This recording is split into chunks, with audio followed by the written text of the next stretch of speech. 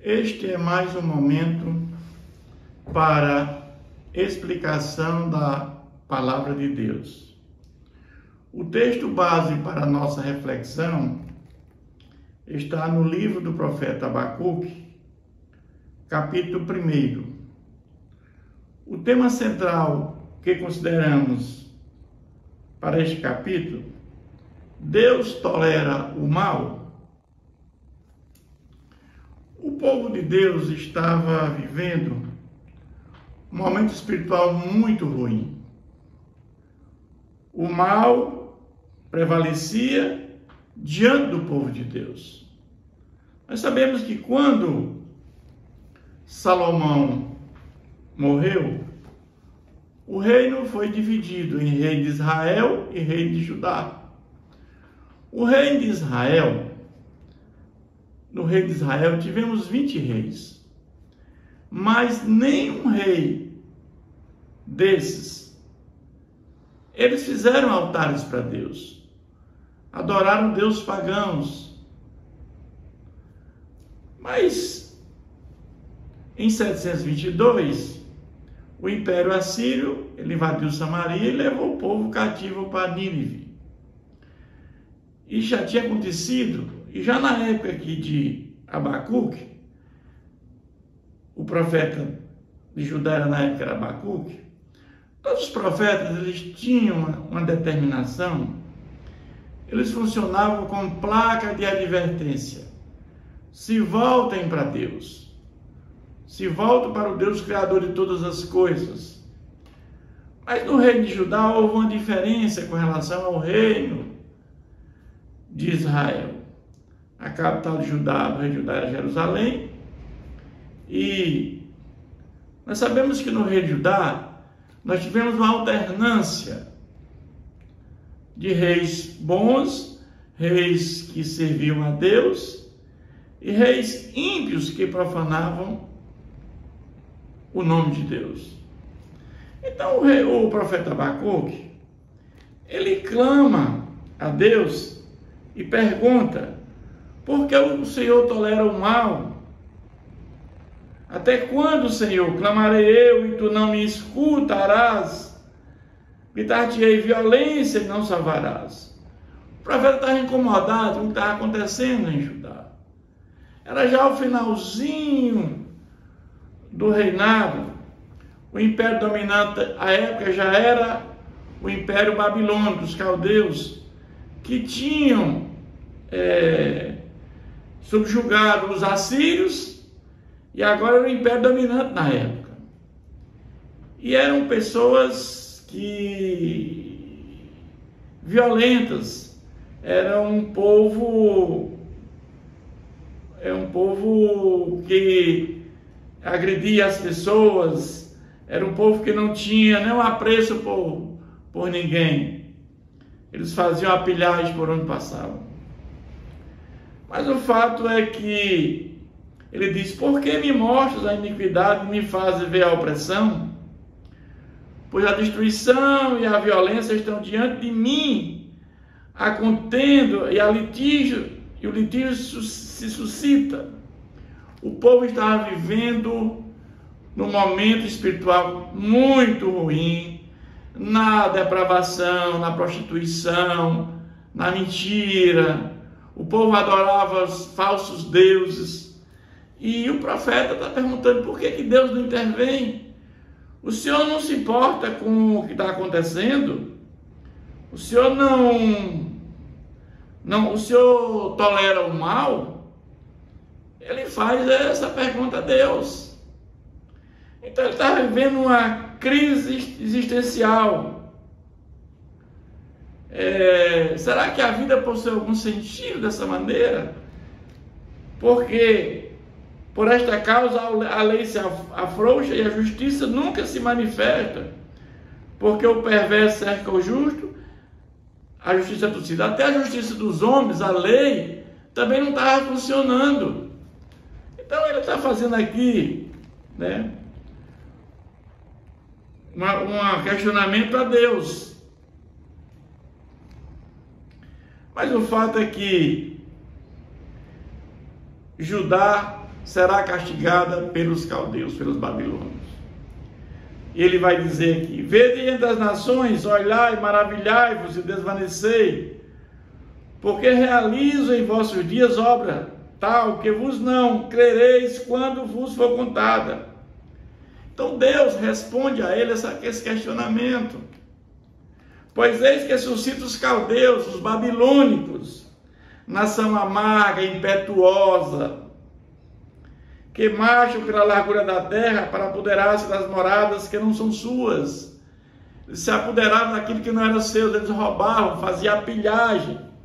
A pilhagem é o que? É você destruir tudo, levar o povo cativo e levar todas as riquezas de onde esse povo fazia a tomada, né, do poder. Então eles eram pavorosos e terríveis. Deus dá uma descrição desse povo. Ele diz que os seus cavalos são mais ligeiros do que os leopardos, ou seja, eles são velozes. Ele diz que eles são ferozes como o lobo ao anoitecer. Deus descreve esses babilônios como homens ligeiros, ferozes, que espalham maldade por toda parte e chegam de longe, vêm como uma águia. Então esse é o povo que Deus descreve que vai punir Judá. Aquele povo que está andando fora dos caminhos do Senhor, ele vai punir com esse povo violento. Eles todos vêm para fazer violência, o seu rosto suspira por seguir avante.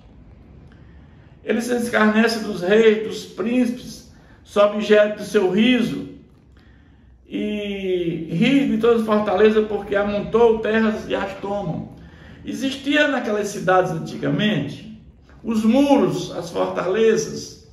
Então eles, para chegar e adentrar nas muralhas, eles faziam um aterro. Eles tinham um método de aterrar para ficar próximo do muro, na altura do muro, e adentrar na cidade e tomar. E eles naquela época não tinham nenhuma convenção de guerra, como existe nos dias de hoje. Mesmo assim, não sabemos que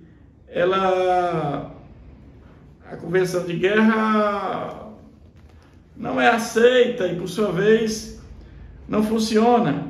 Mas no lugar de fazer tributação, eles faziam a pilhagem, levavam tudo. Depois que os babilônios caem, vieram os persas e começam a tributação. Eles deixam o povo e apenas cobram os impostos. E até o dia de hoje é assim, né? Mas o profeta intercede mais uma vez. Então Abacuque, ele está numa situação muito difícil, vendo aquela situação do povo. Ele está entendendo que Deus não faz nada, e Deus de repente diz: eu vou mandar essa nação ímpia para punir este povo. Ele vai dizer: não és tu desde a eternidade, ó Senhor meu Deus, ó meu santo, não morreremos. O Senhor, para executar juízo, puseste aquele povo, tu, ó rocha, fundaste para servir de disciplina. Ele aqui está dizendo que mesmo aquele povo valente, veloz, como um lobo, como águias, ele está aqui reconhecendo que não haverá aniquilamento dos judeus. Deus vai preservar a raça. Embora aconteça que eles vão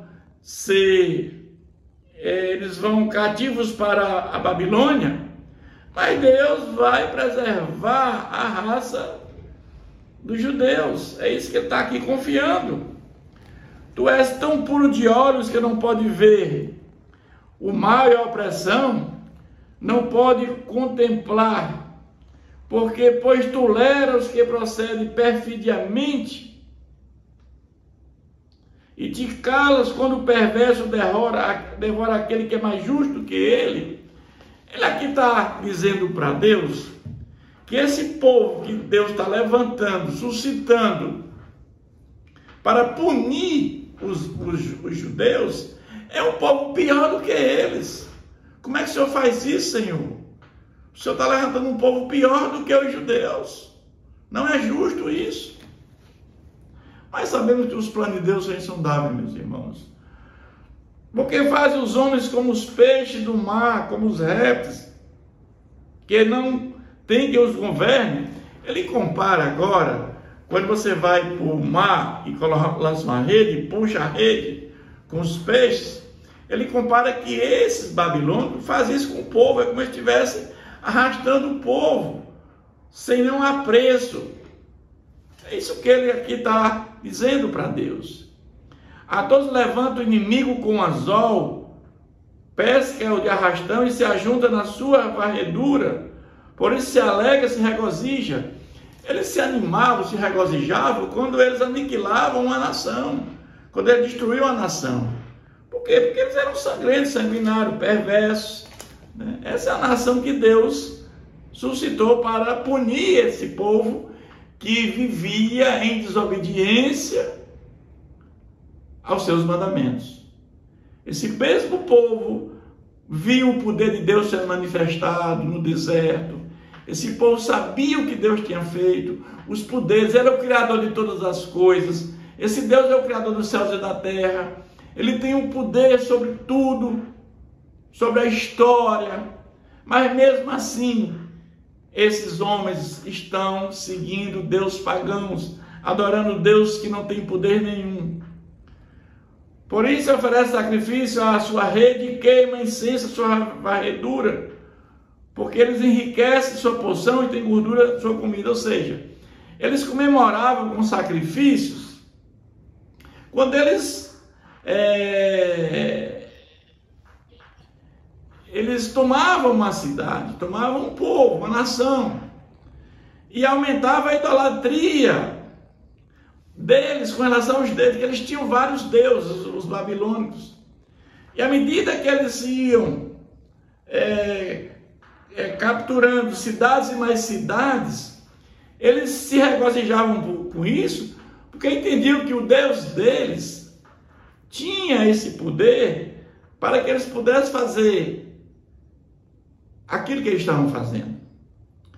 Eles se enriqueciam da porção dos outros. Acaso continuará por isso esvaziando a sua rede e matando sem piedade os povos? Então, é isso que, nesse capítulo, o profeta Abacuque, ele entra na crise existencial.